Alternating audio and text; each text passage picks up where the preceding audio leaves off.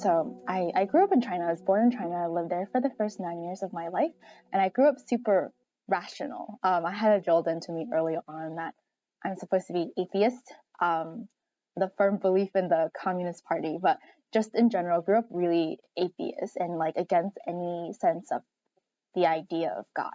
And then when we moved to the United States, actually my parents were the first ones who were brought into a church community because there was like a large like Chinese Christian population in Southern California.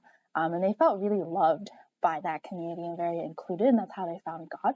But for me, I was still very, very skeptical. So being the rational child that I was, I remember clearly like being at Sunday school and still arguing with the teachers about everything from the creation story and how we came from monkeys to like, oh, you have your creation story, but in China and in the East, we have our own creation story.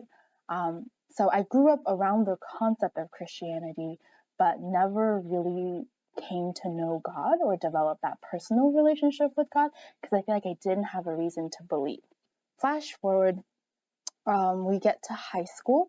I was going through, kind of like all teenagers going through a really turbulent period in my life, and I was extremely insecure. And I think during that time, there was a boy who took interest in me, and I was like, oh, finally someone who likes me. So like, let me give it a try. And I got into a relationship kind of like without my parents knowing because my parents were really against it, and they were very traditional and very conservative coming from a Chinese background. But I think in that relationship, I think things went south and turned bad very quickly.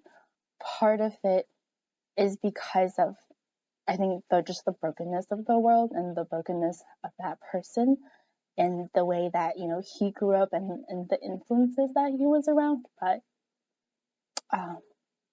yeah, I think just in that relationship, for me personally, I felt trapped in it because I was made to do things that I didn't agree to and didn't consent to. And I think coming from a more traditional family background, I felt like I was used up. I felt like I was no longer clean and I was no longer pure, and I had to stay in this relationship, because of the ways that I've been brought up to think about purity and chastity, and like there's just a lot of burden baggage around it. It ended so right before I went to college, because I think the idea of college, like we were going to be separated physically, and he ended it because just like the idea of a long distance relationship was not going to work. And I think in those moments I was completely lost, and I was lost because I no longer had a sense of self and my purpose. I was just carrying so much shame and guilt and burden and feeling like I wasn't worthy of love. I wasn't worthy of being in a relationship like ever again. Part of it is because my parents would always tell me like, oh, Riancy, if things went bad or if you did wrong things, that like no guy would ever be able to love you ever again. So I remember during orientation in college, when everyone else was having fun, everyone else was partying, I would spend a lot of time by myself on campus, and I would be just in tears all the time, completely consumed by a sense of worthlessness. There was one night when I was sitting outside of the library, and then I ran into a group of people from a Christian fellowship on campus. And then there was two people I remember in particular, one, a guy named Paul, and two, a girl named Hope. And I think both of them at that point were strong believers, and they grew up being pastors' kids, and they found me basically in tears outside the library, then came up to me, started talking to me. I didn't share with them the full details of my story or my testimony, but they asked to pray for me. And I think for the first time, I had people lay hands on me and pray for me. And I remember vividly that Hope, as she was praying for me, she gave me this image of just like a giant wide green field with a tree in the middle.